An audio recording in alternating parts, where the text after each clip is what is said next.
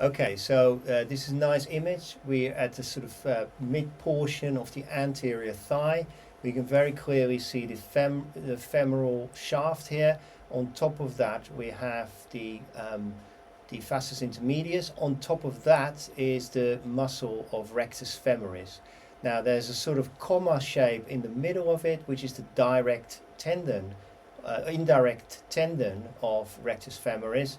On the superficial layer is going to form the direct tendon. Now the direct tendon is going to lead to the anterior inferior iliac spine, and we're going to follow that all the way up so that we can see its proximal insertion.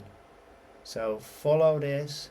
You can see it starts diving down a bit now, and I'm going to check. You see here is the head of the femur, yeah, the joint. And then as we're going up here, slightly more lateral of it, you see appear the rectus femoris insertion. And this is it in cross-sectional, and then we can spin on that, and then you can see this now in the longitudinal plane as well.